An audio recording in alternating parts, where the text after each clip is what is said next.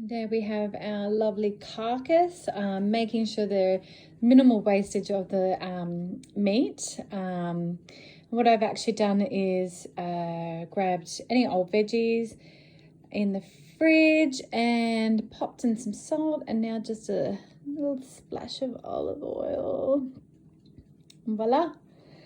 That is going to go into the oven to bake in preparation for our beautiful broth.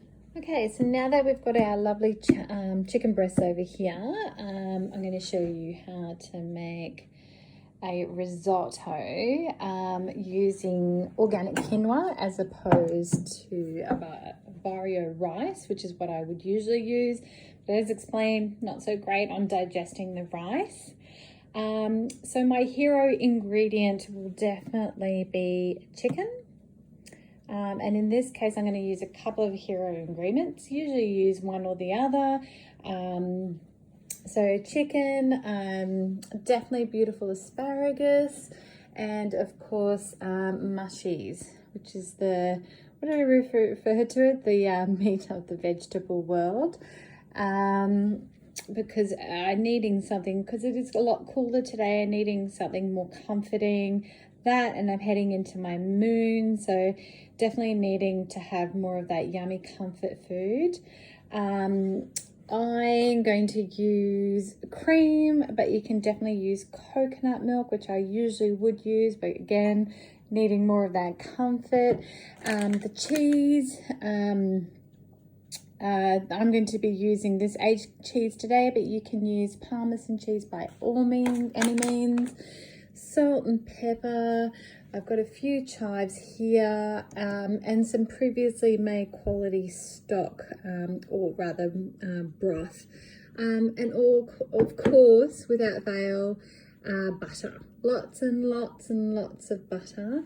I definitely would not recommend using olive oil because it's too strong. And I think it was Anna Del Conte that said, use butter for risotto, or just don't make risotto. So there you have it. So I'll step through this process with you.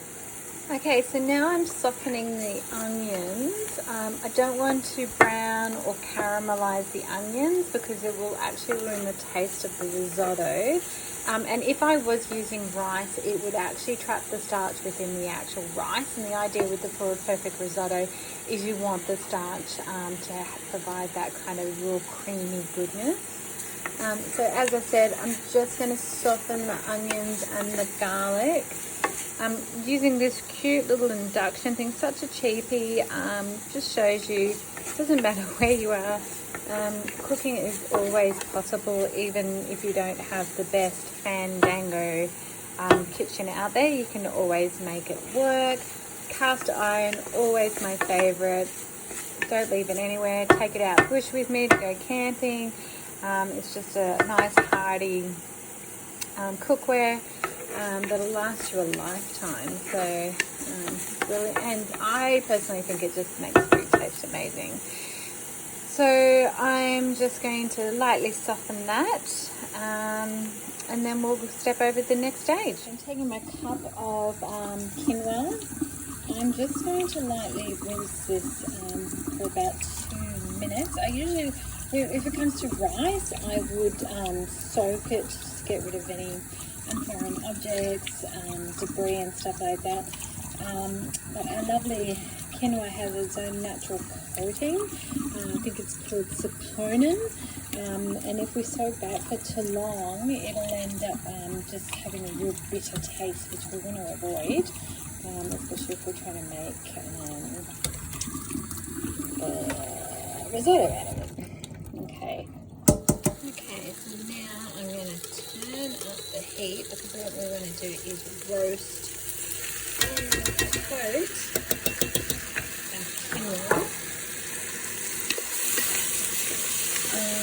with the previous butter and onions that we softened. So we've got that on high. And I did put this into more of a solid pot.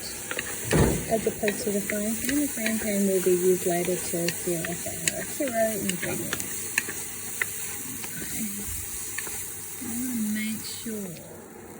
Okay, so usually at this point, turn the heat down, and usually what I would do at this point is, if I had white wine, is add the cup, or glass rather, or two, one for me, one for the risotto, and then let that simmer, but we are skipping that.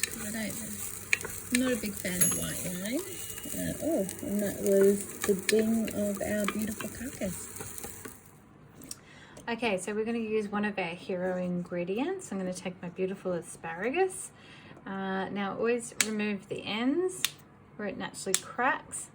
Never throw these away. These always are perfect for our broth. So that will go into the oven with the rest of the other ingredients for our broth. Now, because these are going into the risotto, we want them finely chopped. So it'll be flicks of beautiful green. And we get our second hero ingredient, our beautiful mushies. Now some people wash and remove the skin. I am not one of those people.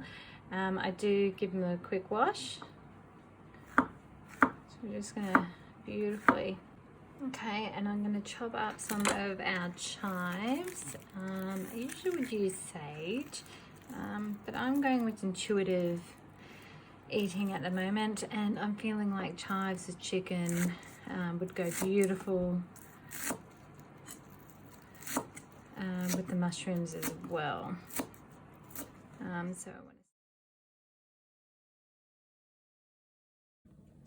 So for those who are vegetarian, I'd probably stop there with the hero ingredients. Also, just to capture, it's just as beautiful if you're using vegetable broth. So it just tastically is gorgeous.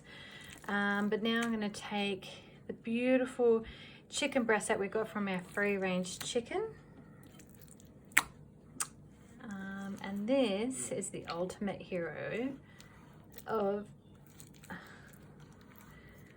my recipe, my ingredients for the risotto.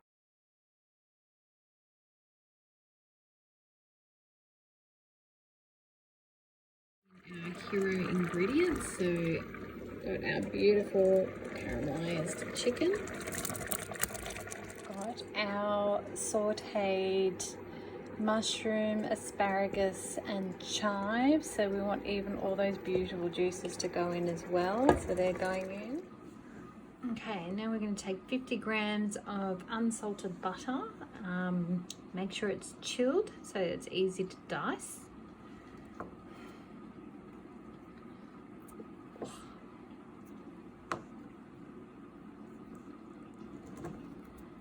Some cheese. And we're going to mix that in. So the idea is that it's going to beautifully bring everything together, homogenize everything, glamorously give it a glossy coat. That's where all that butter is. And to top that, we're just going to add some of our beautiful organic cream, not too much. I'm just going to make it a little rich. I'm in the mood for something super rich tonight, so I'm just going to add that through. So coming back to what happened on our beautiful carcass, we've roasted it along with some veggies that we had left over in the fridge. So we're just going to pop that all in to the slow cooker with the juices and all. We have all our ingredients in the slow cooker. Adding the water. We'll add a bit more salt. Going to add a tablespoon of apple cider vinegar because that will make the minerals leach throughout the bones. All the good stuff will come out into the fluid. I'm going to cook that overnight, good 12 hours, and I have the perfect broth for my next pot of risotto or soups. It's just always handy to have a good some broth on, even just for drinking, whatever it is. Always good to have it in the fridge for good health. There we have it, peeps. Massive container of risotto. The quinoa's expanded beautifully. It's got all those beautiful ingredients that I've stepped you through. Got the hero ingredients of the chicken and the mushrooms and the asparagus. Lots of cheese, lots of cream, lots of butter, lots of fat, lots of goodness, lots of comfort. Perfect for this cooler evening. So I am going to take a serve of that, and this will actually last me probably about 6 meals, I reckon. It's a huge container, absolutely massive. It's going to keep me lovely and well fed for the next few days. Right, beautiful people.